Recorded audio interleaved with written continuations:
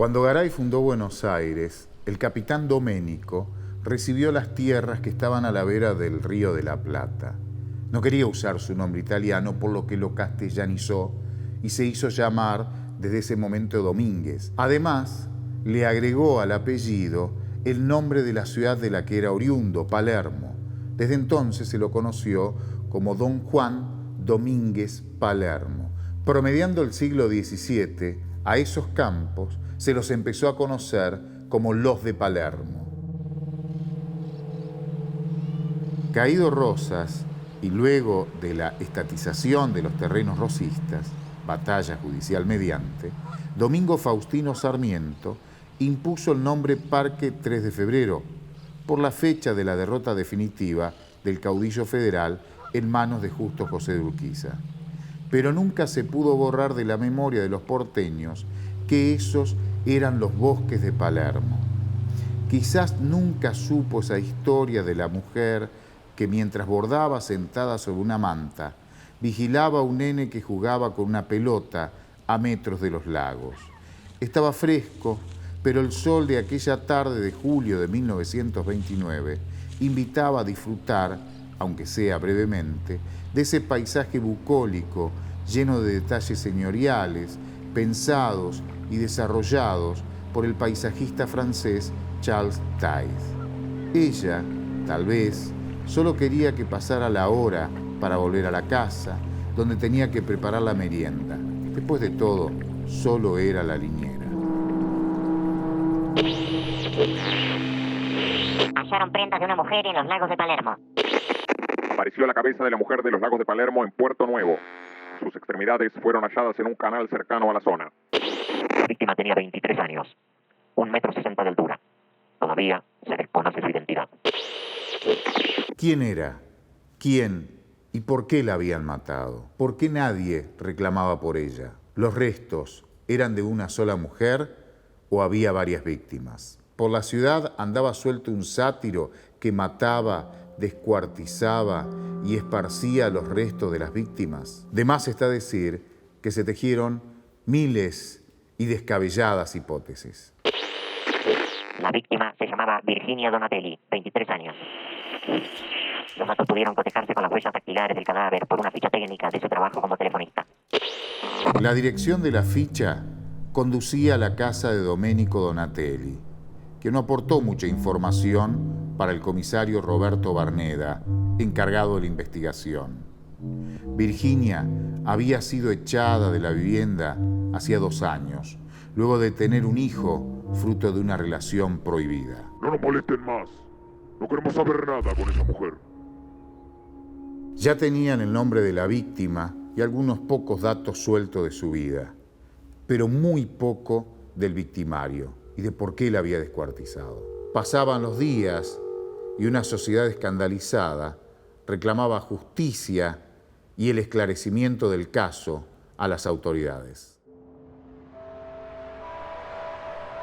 El temor crecía con el correr de las horas, porque se especulaba.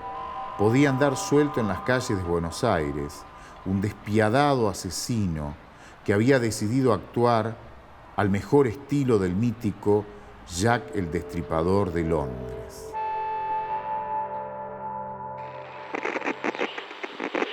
La causa parece no tener rumbo. Los investigadores no encuentran pistas que los lleven a esclarecer el caso. En un sorpresivo giro, el jefe de la División Homicidios informó a este medio que la bolsa de arpillera que envolvía los restos de Donatelli contenía trozos de granos de maíz. ¿Acaso estamos por conocer el móvil de este asesinato?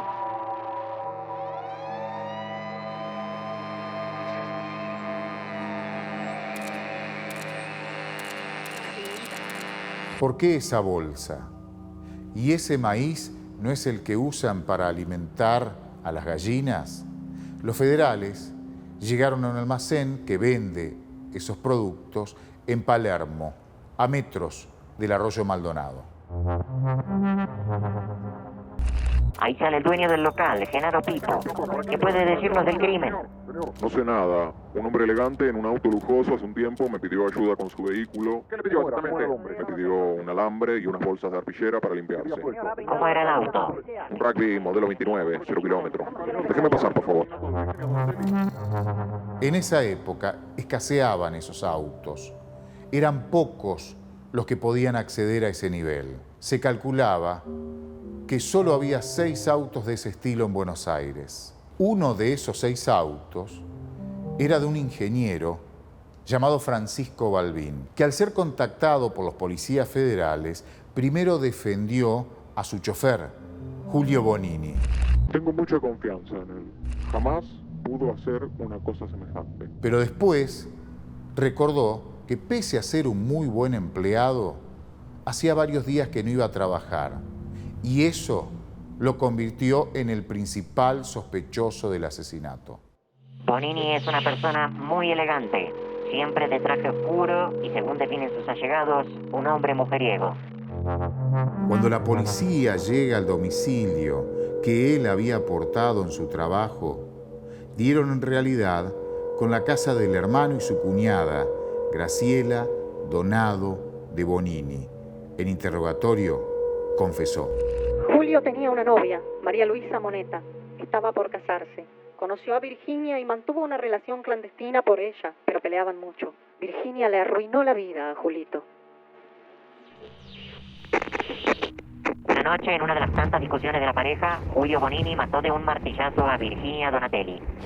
Según su declaración, Donatelli lo había amenazado con un cuchillo y él se justificó diciendo que simplemente se defendió de la agresión. Julio Bonini fue detenido horas después de la confesión en una casona de Belgrano, donde vivía María Luisa con sus padres. Fue condenado a 25 años de prisión por homicidio simple. Su hermano y su cuñada lo habían ayudado a ocultar los restos, por lo que también fueron condenados, pero a una pena menor. Participaron del descuartizamiento y en colectivos hicieron viajes para descartar los restos. Para los investigadores, María Luisa, su prometida, estaba al tanto de todo cuando llegaron a detenerlo. Años después, la justicia autorizó que María Luisa ingresara a la Penitenciaría Nacional, donde hoy está el Parque Las Heras, para que un cura los uniera el matrimonio.